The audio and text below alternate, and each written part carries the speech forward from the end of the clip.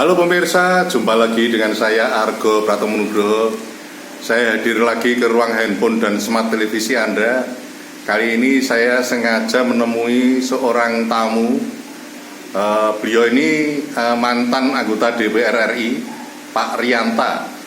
Dan sekarang ini beliau aktif sebagai ketua Gerakan Jalan Lurus dan Gerakan Anti Mafia Tanah. Pergerakan Anti Mafia Tanah. Selamat berjumpa Pak Rianta. Ya, selamat siang Mas Argo. Pak Rianta, ini sampai sekarang yang berkaitan dengan persoalan mafia tanah ini tidak hanya di Jogja, tapi juga di luar Jogja, bahkan secara nasional itu masih terus bergaung ini. Ini menurut Pak Rianta seperti apa Pak situasinya? Jadi gini, kalau persoalan konflik pertanahan, kemudian sengketa pertanahan atau kejahatan pertanahan atau mafia tanah, itu yang gede tentu luar Jawa. Ya. Karena itu stakeholdernya itu antara masyarakat kecil, masyarakat adat, ya, sama korporasi-korporasi besar, ya. Termasuk korporasi asing. Kalau di Jogja itu ada, ya. Tapi menurut saya tidak sebesar yang di luar Jakarta Jawa ya, dan sekitarnya, ya. Kemudian Surabaya dan sekitarnya. Ya. Kalau di luar Jawa, mulai Medan, kemudian semualah Sumatera. Ya. Kemudian di Batam, Ya. Batam tentu termasuk Kepri. Jadi Pulau Bintan, Pulau Bintan termasuk Kabupaten Bintan, Kabupaten Lingga termasuk di mana itu Tanjung Pinang. Ya. Batam itu lebih ngeri lagi. Ya. Kemudian kalau di luar Jawa itu di sekitar IKN ini juga lebih serem lagi. Oh gitu ya. Karena di sana ada bekas tanah punya Kesultanan Kutai Kertanegara. Kalau di Jogja kan, Jogja itu kan kalau saya perbandingkan dengan luasan wilayah, ya, luasan tanahnya ya, kecil ya. Jadi ada relatif lebih kecil. Hanya di Jogja ini ada yang menarik, khususnya yang berkaitan konflik-konflik pertanahan dengan Kesultanan. Ya. Jadi antara bekas pemegang hak guna bangunan sama Kesultanan Jogja maupun dengan Kementerian ATR. Ya. Menurut Pak Rianta, ini persoalan-persoalan ini kedepannya nanti itu masih bisa diurai atau terlalu benang kusut Pak? Kata kuncinya tinggal masyarakat. Jadi kata kuncinya tinggal masyarakat. Kalau kita semua sebagai rakyat memperhatikan visi misi Bapak Presiden Prabowo Subianto, khususnya yang di Astacita, khususnya yang berkaitan dengan Pak Prabowo itu ingin memperbaiki semuanya lah, dari kehidupan ekonomi, dari penegakan hukum dan macam-macam itu mau diperbaiki. Kemudian juga yang kita harus pahami tentang sosok Prabowo Subianto. Pak Prabowo itu orang yang punya latar belakang nasionalisme tinggi.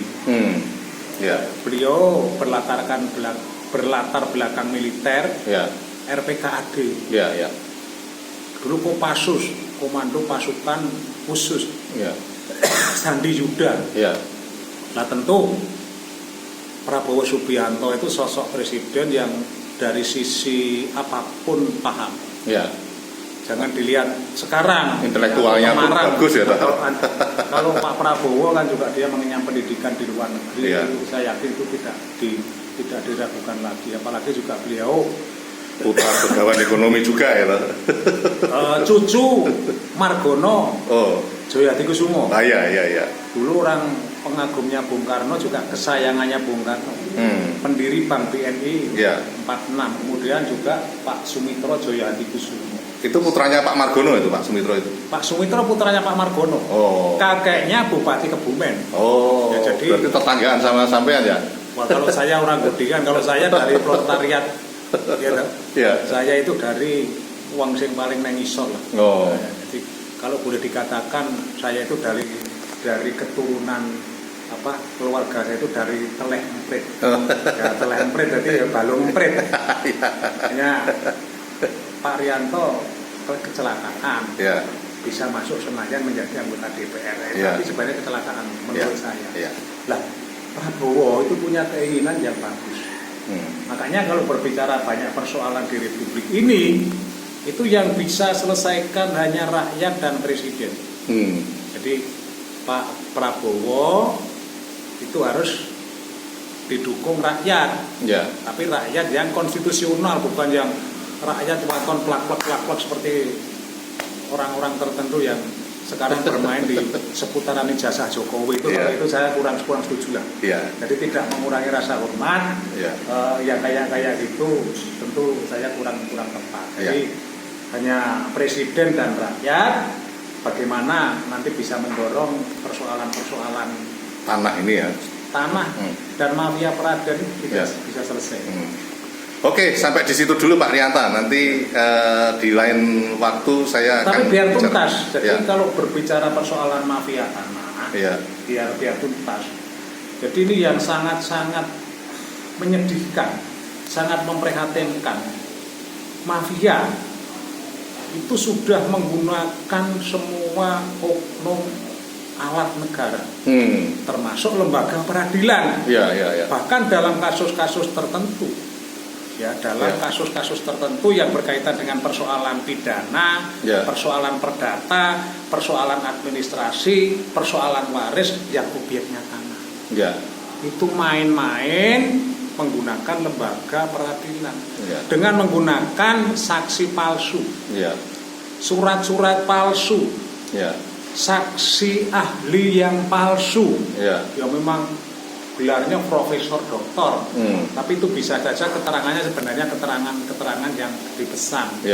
Kemudian itu dijadikan alat oleh pengadilan kita, baik pengadilan pidana, perdata, administrasi maupun pengadilan agama tadi, untuk dasar mutus. Nah ini bagaimana ketika sudah menjadi putusan, padahal putusan itu dengan bukti-bukti yang dipalsukan.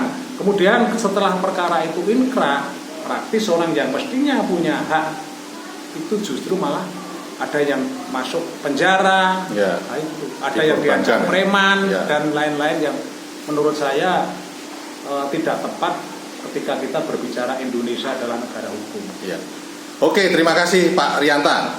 Lain kali nanti saya akan menemui Anda lagi. Terima kasih Pak. Nah pemirsa, akhirnya saya Argo